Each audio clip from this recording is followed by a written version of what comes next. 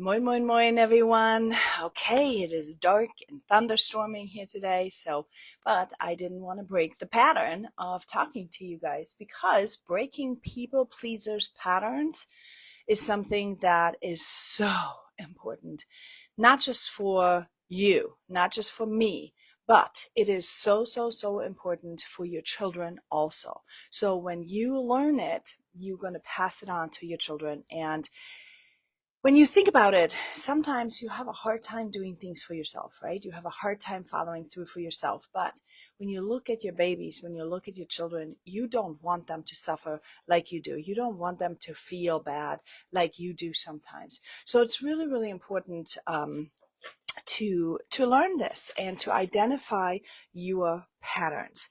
So for me, just to kick this off real quick, we're a little personal. My mother has had ovarian cancer, and I truly believe, and this is where this whole mission was born, I truly believe it's part of it that she was so upset and had hurts in her lives and wounds that she didn't work through herself, that she then basically emotionally ate herself almost to death, is what my personal opinion is. I know people are not necessarily believing that nutrition has anything to do with cancer. I truly believe it does. I also believe that emotional pain contributes to stress and holding on, and to cancer cells thriving in an environment that is not happy and healthy in your body. So having said that, that's why this is so important, because for me, like, of course, I don't want to get cancer. And of course, I want to make sure that I teach my children how to be happiest and healthiest also. So hopping right in, self-reflection is the first, okay? Self-reflection is really the most important thing to understand. Where am I people pleasing, or even the fact that you are people pleasing? I will post in a little while a graphic that I found that I think was super cool. It's where this person gives this last, or like one of their last puzzle pieces to complete somebody else. And that visual to me was really quite what I thought of myself a lot of times, that I've been given more resources than I had. And if you didn't catch yesterday's live, I want you to go back and listen to what I posted yesterday and what I talked about yesterday. It's the chronic overachieving to gain approval, to make myself feeling better, instead of sitting with uncomfortableness because I was afraid of rejection wounds, right? There's so much that can be unpacked. But so when you think of yourself, when you people please, when you think of yourself as this puzzle, this full-fledged puzzle, and you're giving your last pieces to somebody else, and you're slowly basically disintegrating into thin air, okay? That's what people pleasing does to a person. And even if you don't want to do it for yourself, remember, do it for your children, because it's really important. So how can you do this? What can you do?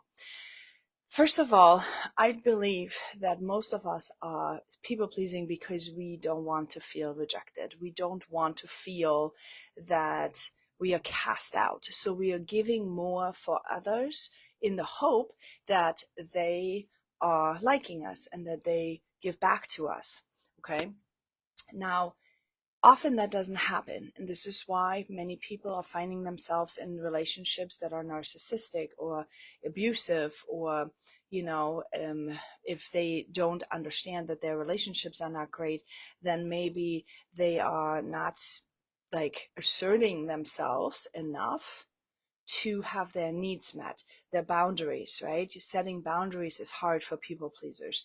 So assertiveness training is super important. And today we're going to dive a little bit into what assertiveness training is, and how we can develop awareness about it, and what techniques we could use, and so on and so forth. So stay tuned. Do not go nowhere. And if you want a replay of this video, make sure you comment below here, replay, and I will send you the link to the replay, okay? Comment replay. If you don't have time to listen to this today, comment replay or join my email list, my www.walkitfree.com/transform. You will be able to get that video via email sent to you, and you can watch it later. I get it. We're all busy, right? Sometimes we don't have time to listen for all this time. And that's totally okay. So having said that, so let's dive into understanding assertiveness. Assertiveness is not aggressiveness, okay? But it's a difference between, so we have aggressiveness, we have passiveness, and we have passive aggressiveness. Assertiveness is where you are aware of what you need and able to communicate that appropriately. I think that's the good definition of what assertiveness is in my opinion. When someone is aggressive, I was accused of being aggressive, and accused, right? See, that immediately shows you that I was quite offended when somebody told me that I was aggressive, and I was like, why? I'm the sweetest person. Like, why would you think that? Like, because my identity did not match my output. Okay. And I'm a very high energy, very fast paced, direct from my culture person. And so the way how I was moving, the way how I'm showing up, shows up as aggressive often. Okay. And becoming aware of what others see you versus how you see yourself is very, very important. So becoming aware and having a self-assessment of your communication style, because that's really what it is. It's your communication style. Are you communicating aggressively? Are you communicating passively? Are you like always trying to keep the peace?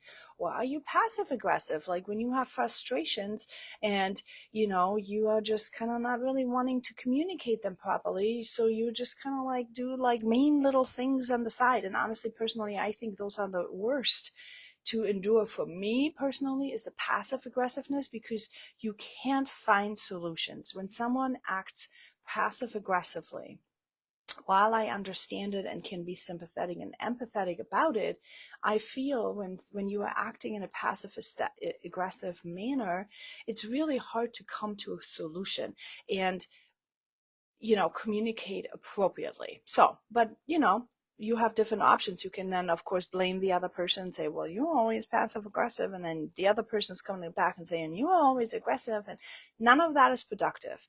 If you find yourself in relationships or like that, for example, or with your kids, it doesn't matter.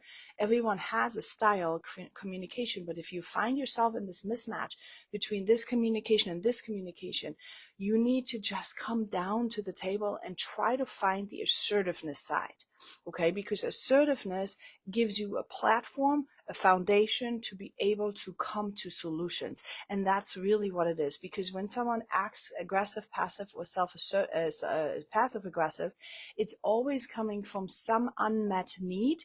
It's always coming from some frustration of some sort. So self-assessment is super, super important here. Developing the self-awareness, right? When are you becoming frustrated?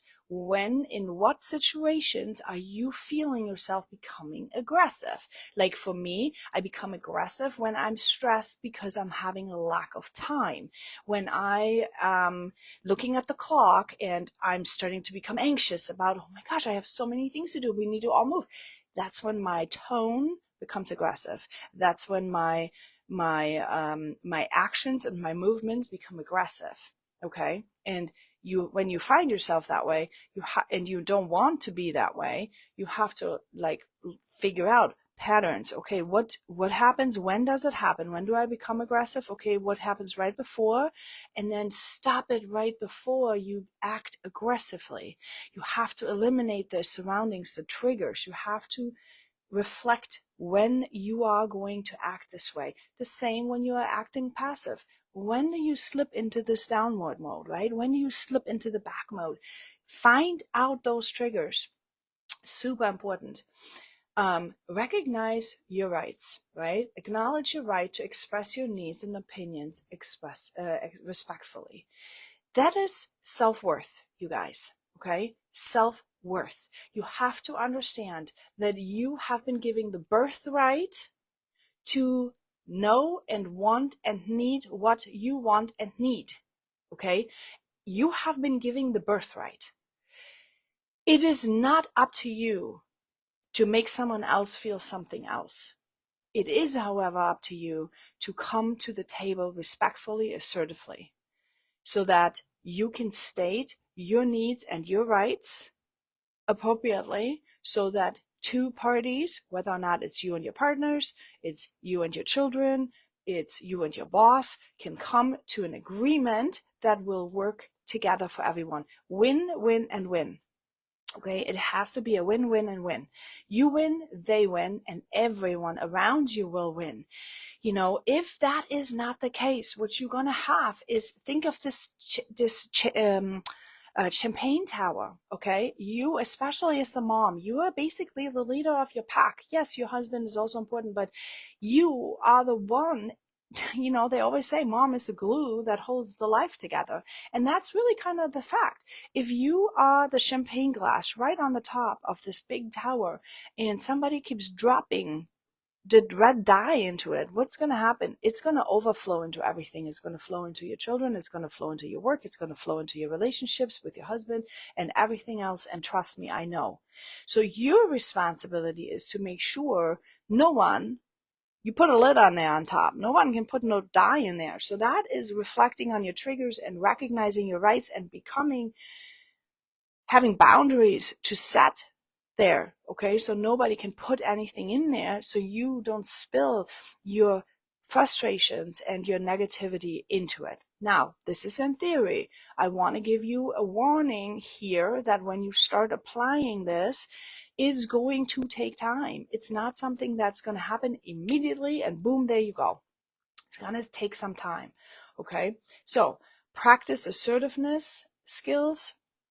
This is how you do it, because you're going to have this, you understand why you need it. Now you need to learn how to practice your assertiveness skills. First of all, use the I statements. You got to communicate your feelings and your needs without blaming others. I have the right to understand that I feel tired. I am tired. I need to sleep. I need to have, right? I need to eat. I need a break. I need. Now, I hear you. That sounds very selfish, but it's not. Remember that champagne tower? You put the lid on there.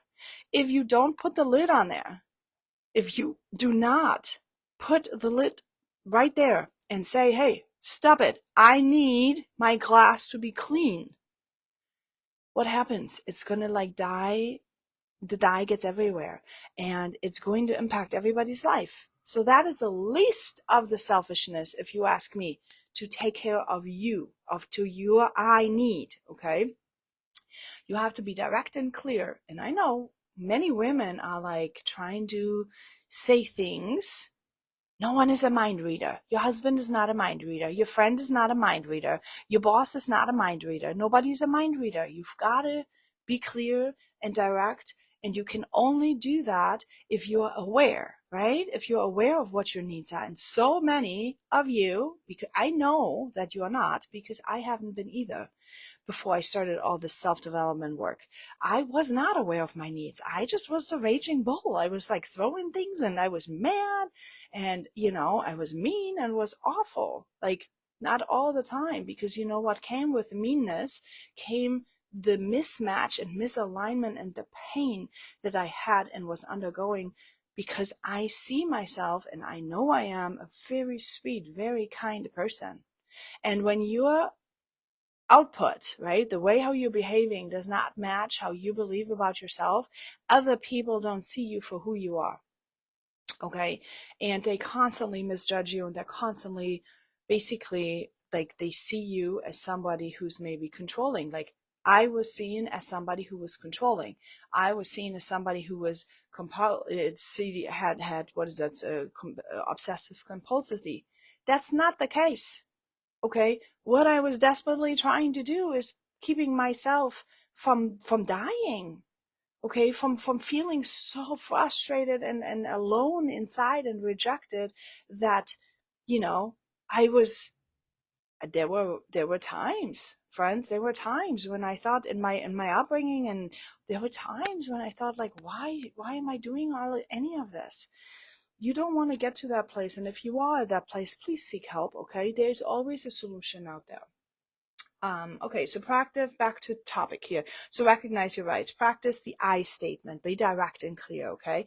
Now, your body language shows whether or not you are aggressive, you are confident, or you have sincerity. So if you are constantly crossing your arms, you're not looking at the eyes, and you're like just rolling your eyes as somebody is talking, you're not actively listening to them. You're not actively trying and openly trying to understand their point of view.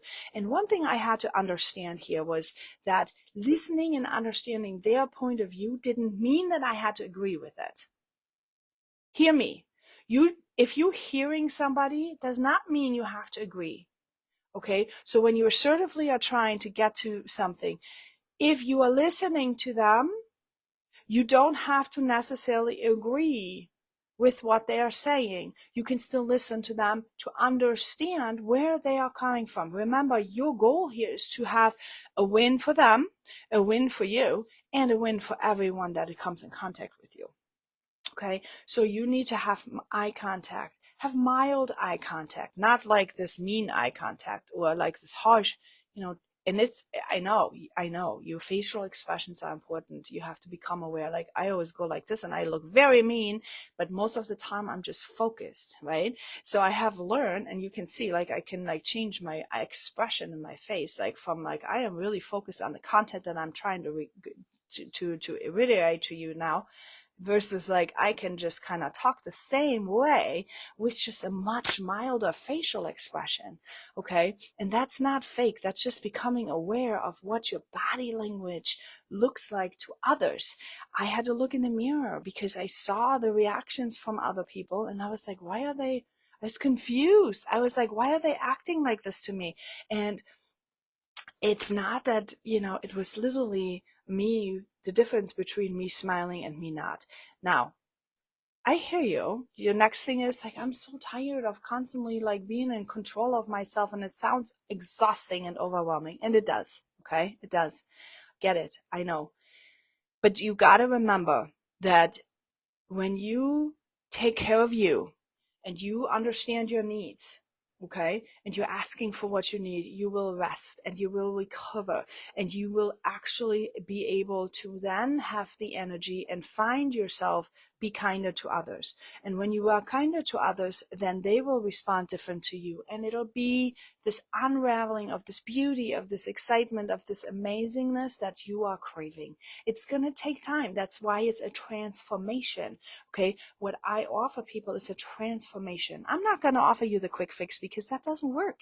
It's a transformation. It's here's your starting and here's where you're going. And in between, there's this gap. And in between, we're learning how to be assertive. And in between, we're going to learn what we need. And in between, we're going to learn what we're asking for, and what we're needing to ask for, and how we're going to need to ask for, and why we need to ask for it, and all these things.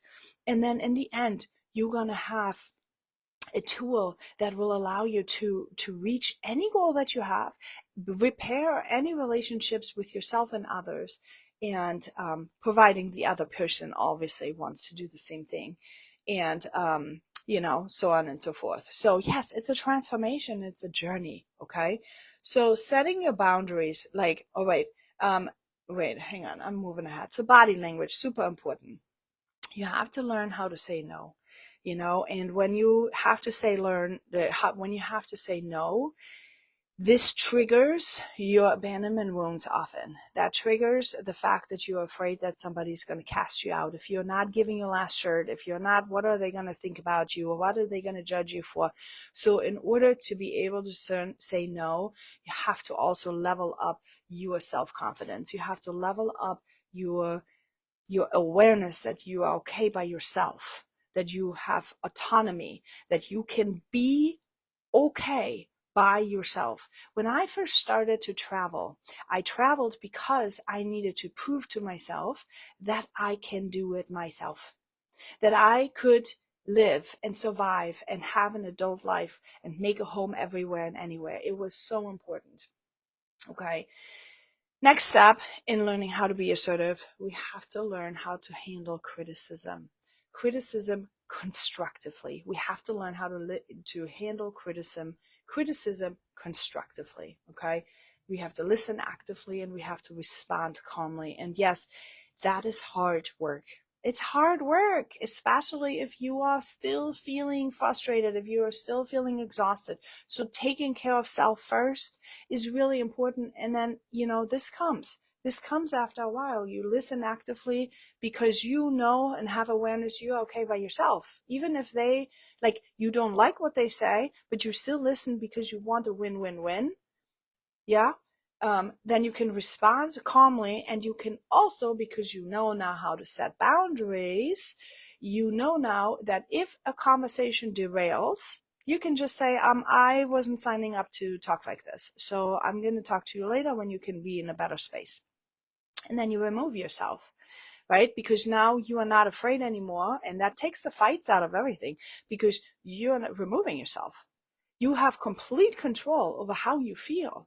And that is an awareness that was so freeing to me to understand that I have control over how I feel. I don't have to no longer be the victim to someone else's emotions. If I learn how to say, oh no, thank you, that energy is negative, I don't want it, I'm going to just shut it off and go.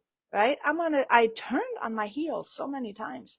I just turned around on my heels and off I went.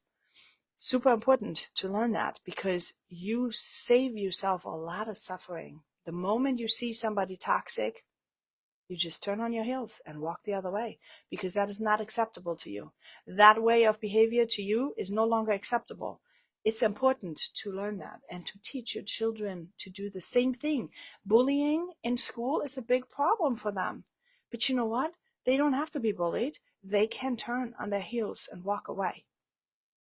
Okay, they can also, if they can't walk away, they can also learn how to shut this off in their brain and not let anyone else's sticks and stones hurt them, but rather create miracles with it because they have the power of their own brain. Guys, it's so powerful. You have no idea. If you have not done any of this work, you need to get into this. It's so freeing. Okay, developing emotional control. Oh, you need to learn how to manage your stress, to delay your response. That was a big one for me, and it still is. I'm still having to work on it because I'm impulsive. I'm fast-paced. I don't know. I have to think about it now. Give me a second. I will think about this, and I come back to you later. Hard. Now, other people have been doing this to me, and that was even harder because I have abandonment issues. So if I want a resolution because my safety, my emotional inner safety depended on it, that was excruciating if the other person wouldn't come to the table and deal with it right away. Excruciating for me, okay? But it was literally because of my unhealed abandonment wound. So if you are having a hard time delaying your response, watch, you might have some abandonment wounds as well. Okay, so you can practice with role play, for example, like if you have a therapy session or if you're in a coaching program, one-on-one mentorship, that's where we can do some role playing. We can be in a safe space where you can practice assertiveness if you have some issues with that, that kind of stuff. So you can what is it here? It gives me my preparation, I'm not gonna, the video is getting very long. I'm not gonna get into it. There's a lot of different things that we can do. So to wrap this up here, right? I want you to ask me some questions in the comments if you are watching this. If you want this replay, join my community, www.walkitfree.com/transform, or comment replay down here so I can send you the replay on this video, or you can check out my YouTube videos. I think I'm going to upload it over there also. So there's a lot of different ways how you can get some help on this, right? Because it is so important that you're breaking the chains of your people pleasing for you, for your family, for your children, for everyone that comes in contact with you. It is not fair for you to walk around aggressively and throw your red dye everywhere. You have to learn how to be in emotional control. You have to learn how to process emotions and how to feel and sit with them. And sometimes we don't realize that even as adults, we come into issues with work. We are feeling hurt and our inner wounds are being triggered. And we are feeling yucky with this. And then, it can impact our health by overeating. It can impact our relationships by lashing out and being upset, instead of like learning how to sit with the pain and sit with the rejection and sit with the feelings and work through them constructively. Okay. So, yeah, that's all I want to say today. The end. Okay, make sure you hop on in and find me, ask me questions below. Mwah! We'll see you all tomorrow.